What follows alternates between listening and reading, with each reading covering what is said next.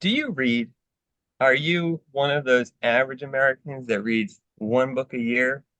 Does it take you all year to read a book? Well, in this episode, we're going to talk about the importance of reading. This is the Existential Stoic podcast. I'm dating everybody. Randy, what's up, Randy? Yo, Danny. Now, I think we might have mentioned before, we're both pretty avid readers. We read quite a bit. So, obviously we have an opinion on this. But, hmm why do you think it's just generally, why do you think it's important to read? Just your basic insight here. There's so many benefits to it, but I think that for me, it's like directed learning or directed focus of my attention.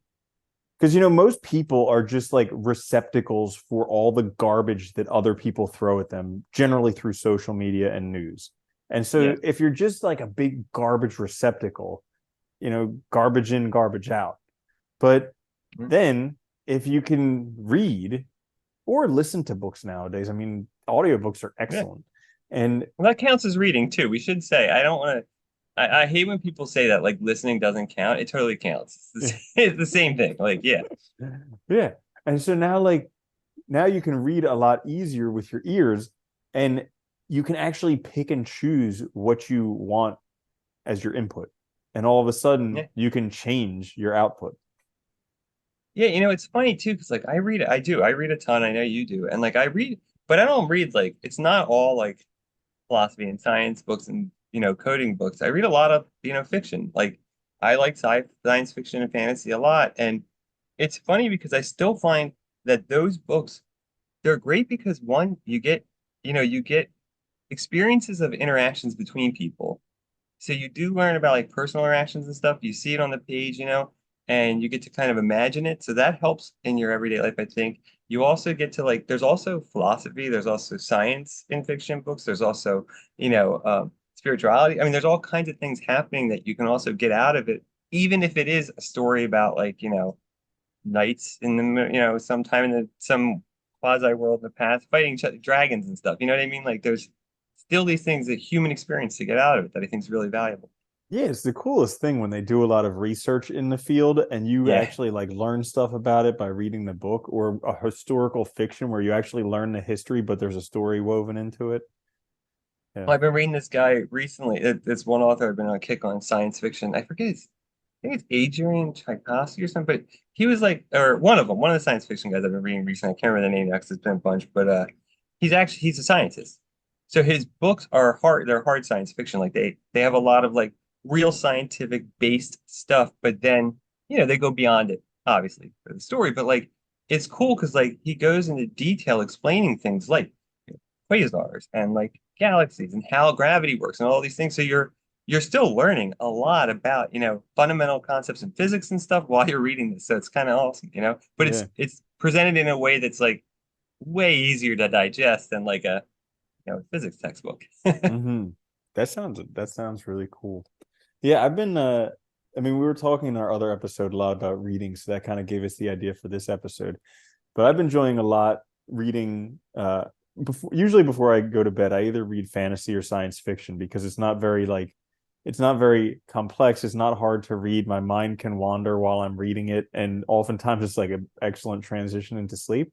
Yeah. But it's interesting because reading can cover a whole bunch of things. Like before I go to sleep, reading kind of helps guide me into sleep.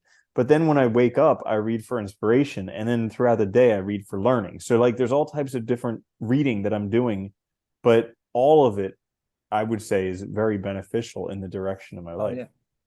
Well, I think the other thing too with reading is that people I think overlook is that it's great for building your attention span and actually like learning how to pay attention, like and learning how to like just comprehend and process information, which I think a lot of people lack these days.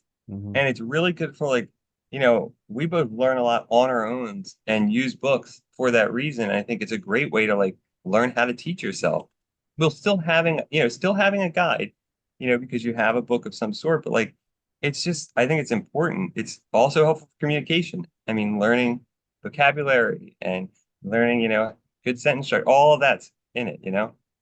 You make a good point that it is an acquired skill. So Yeah. when I was really young, I was not a good reader because I would pick up a book and I would fall asleep. Or I would read books I was not interested in and get really frustrated because I would Yeah. pick a book based on the cover or something like that or the title, and it was the most boring book, and or I was assigned it by school, which was even worse. And like Yeah. so, but reading, I've found it to be an actually acquired skill because like most people, they're like, well, every time I read, I try and fall, or every time I try and read, I fall asleep, or I just don't like books. Like, there's nothing that holds my attention. And it's like, well, number one, these same people who complain that every time they read, they fall asleep, they also complain that they can't fall asleep at night. So it's like, Yeah. kill two birds with one stone. Just pick up a book when it's time to go to bed. And Yeah. like, but like also for me, I remember when I first started like seriously reading, and it took a good week or two for me to stop falling asleep when I was reading. Because Yeah. most of the time, if you're not a reader, I mean, how often do you actually sit down or lay down without a TV on, essentially, or your phone or something? Yeah. It's the only time you do is when you're sleeping. So, like, you're getting into the position where you're ready to sleep. It's like, of course, you fall asleep. Yeah.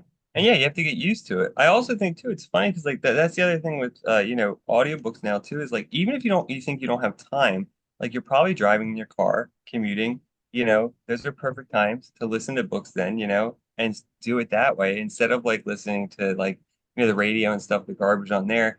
Like it's just a great way, I think, to do things that are enjoyable but learn. And I think reading is just always beneficial. There's nothing about it that's going to like cause a problem. I don't know, for me personally too, like I like it because it's like it's very like relaxing and good for my mental health, I think. It gives me a chance to like just like not shut out the world, but like take time just for myself. You know what I mean? And like do my own thing. And it's more interactive than like scrolling social media or something. Like, you're making a choice about what you want to read, you're following a story through to the end. And it feels good to complete a book, it always Mm-hmm. does. Yeah. You know Yeah. how we've been talking recently about like hobbies and stuff like that. So for a long time, probably for like 4 or 5 years at this point, I was using like a Kindle e-reader because it's so easy to travel with books Yeah, that way. it is. Like you can just Yeah. bring every book you've ever gotten on that little device, and if you want a book, you get it instantly. But I always miss like the tactile sense of a paper book and Yeah. this, especially the smell of a new book and all that stuff. So I joined a book club, and one thing that I'm doing that's like my I'm spoiling myself or whatever you want to call it is like actually for books for that book club, I just get the paper book and I just like That's I sit nice. down and I enjoy reading the paper book, which is a totally, I mean, it's an old experience for me, but it for the past 5 years I haven't really had that experience, so it's pretty fun. Yeah, I generally read too, like digital because it is so easy. And like, when you read a lot too, like, I don't know what I would do with all these books too at some point. Like, at some point you have to put them somewhere or You like remember something, like So it's like, traveling when you used to read paper books, and especially when you read them fast, you'd go on vacation for 2 weeks and you bring 5 books, and it was like this big, like a foot or two of dude, books that you would bring yeah, with I'd you. always have a book bag with just Yeah. books because like I knew like if I was taking a plane or something or like traveling, like I knew like okay, I have that much time I can read, X number, then I want someone. Yeah, it's just like it's gotten a lot easier in that sense. I will say like you can even get the Kindle app on your phone Hmm. and even if you don't have a Kindle and use it and it's fine, So like yeah, there's so many options now, but I agree with you. I do like the paper ones. I miss that and like the physical book. And I particularly like getting those when it's something I'm gonna learn because I can engage with it in a different way. Like I much prefer like if I'm taking notes or something, like doing it, with my hand physically with like a pen Mm. rather than like on my phone or something or on the Kindle, writing, typing out notes that way. I just feel like it's more natural for me Hmm. and easier and I retain it more. Yeah, you Yeah. bring up a good point about learning and reading because they say the more you learn, the more you earn, and everybody wants to be freaking rich. And if you take a look, two of the richest people out there, Bill Gates and Warren Buffett, were both asked if you could have a superpower, what would it be? And they both said the ability to read faster. Yeah. Yeah. Because knowledge, I mean, think about it, like we talked about too, like making opportunities for ourselves by doing things, right? And like knowledge always expands your opportunities. Because like think about it, you wouldn't there's so many things that you probably don't know about that might be good things for you to do that you have no experience with. And until you start to learn about them, you can't know whether it's something you want to do or not, right? And reading's a great place to start. It's the other thing too people forget is like it's so cheap to buy a book, like, and to engage in something and learn. Like, yeah, you can pay thousands of dollars to have somebody instruct you in a course, but you can also just go out and buy the books and read them yourself and spend And like, you can even get a or you can go to the free library. library Yeah, card that's and good. get the books for free or the ebooks for free. You can rent them. It's crazy how cheap reading. It's like literally one of the best gifts of living in America is the public library system, Oh yeah. and Oh yeah, nobody you can takes get them advantage of directly it. to your Kindle. You can get Kindle books through them Yeah. too. Like Yeah. it's crazy. Yeah. And like what was it, Good Will Hunting? Was that the movie where he said like to the guy, like, you're fancy degree, but I got the same thing with like 79 cents in late fees or something, like, Yeah. go to the library. Yeah. Yeah. Yeah. I mean, I think this is the thing we forget. Like it's such a good way to explore topics. And you know, you can become so far advanced in a field by just reading 5 books in that area from experts. You Mm-hmm. know, you catch up so quickly to where the field's at and everything. It's really cool. Mm-hmm. And it's like, and it's a great way, I think, to challenge yourself too. Like I like reading books on like science and stuff that are probably like, you know, arguably probably outside of my wheelhouse a bit in the sense of like I'm not into like the very high end math and stuff I don't know, but like I still comprehend like a lot of it and it's still worthwhile, you know? I'm glad you mentioned that because that was something that stopped me for a long time was tackling books that I didn't understand everything. Because especially like technical type books, so a lot of computer type books, I would read them up until I didn't understand and then I would quit. And then eventually when I just made up my mind that I'm just going to learn this material, eventually I was just like, you know what? If I understand 50%, that's good enough, but either way I'm just going to go through the whole damn thing. And yeah, it opens up a lot of doors. Like I said, I think about I don't know if it was just me. I was always lucky in that sense because like philosophy was helpful. Like I even remember like one of the first philosophy books I read, I was in high school. I got Nietzsche's Antichrist. I understood like zero of the entire, but I read the whole thing. And like I remember taking like so many books I would read, like, it would take a while to comprehend what they were talking about. And so a lot of times it's like you feel like you grasp maybe 2 sentences, yet you Mm, still read them. You just keep going and keep trying. And it's a great way to just build up your problem solving skills, your comprehensions, all of that, and that'll always benefit you moving forward in life. mm-hmm. Yeah, I think it's for anyone who's interested in reading who maybe doesn't read, because like we mentioned in the beginning, the average American reads one book per year. Yeah. And if you want to be exceptional, well, maybe you could double what they do, read 2 books a year. But like Yeah. it's also helpful to set goals. Because I Yeah. remember as I was building up the number of books that I've read in a year to where now it's kind of just automatic that I read a lot. As I was doing that, I would set goals for myself, like I want to read a certain number of books this year. And then I'd figure out how many books I'd have to read in a month, and then how many books I'd have to read in a week. And it turns out, here's the really cool calculation. For each book that you want to read per year, you need to read on average that many minutes per day. So Hmm. if you want to read one book a year, that equates to 1 minute of reading per day. If you want to read That makes two sense. books, Yeah. yeah, if you want to read 2 books a year, read 2 minutes a day. And so it's really cool because then you can figure out, like, hey, you know what? Maybe I want to read 12 books this year. Okay, so that's like a roughly Yeah. 10-minute a day habit. Where can I fit that in my day? And then just start Not doing hard. it. Yeah. Yeah. And if you find the right books too, it's like you don't even have to like schedule time. Like Oh it'll yeah. work If you itself find the out. You right know what I books, mean? you can't put them down. Yeah. No, you can't. And I think for anybody that's trying to get into that doesn't really read, I mean, my recommendation would be to like, find stuff that really interests you. Like, really think about like, what's interest, do I want a story? Do I want something fun? Okay, what kind of story am I interested in a certain topic? And then just start exploring. And the one thing I will say I do like even if you don't want to read on a Kindle, you can download the app because you can get free samples. And that's Mm-hmm. the one thing I love about it. Like they give you 10, I think it's 10% of the book you get for free to try it out. And it's a great way, like especially now because I read so much, I have a hard time sometimes finding like Mm-hmm. new stuff that's like good. And so like I'll read a bunch of samples just to find an author I like or something. And then And I'll use that, and dude, you yeah, can always like no, maybe not always, but you can generally tell by reading the first chapter if it's going to yeah, be a book that sucks you in. Because like literally yeah. every book that I couldn't put down, by the end of the first chapter, usually within the first page or two, I was just sucked in, and it was like, Oh, okay, that's yeah, it. Yeah. yeah, right away. Yeah, if I don't get drawn in within that 10%, I'm not gonna get it. There's Hmm. no way because I know I just won't like the book. Yeah. It's unlikely. And you can do Yeah, that stuff at the bookstore, at the library. You just yeah. take 10 minutes, read a few pages or the first chapter, and if it doesn't speak to you, find another one.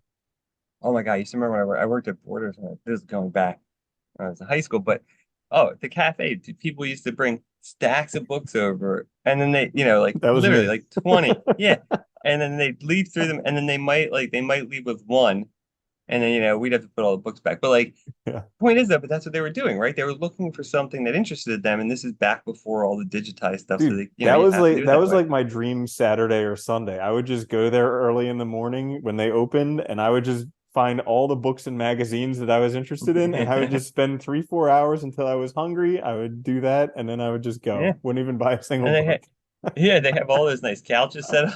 I know. It was perfect for it. Yeah, yeah. Hmm. But yeah, reading is cool. It's been good. It's one of the best things I do, I think, for my mental health, but just everything. Like it's just, and like I said, I think, I think we forget how much like if you like struggle talking to people and stuff and all, reading can be a great way to like see how social interactions can work and stuff, and just like a lot of things you can kind of find in there that are very helpful for everyday life, I think, too. Hmm. Yeah, Mm. I remember when I was a kid, my grandfather, who was one of the smartest people I knew, he told me that reading was very, very good for me.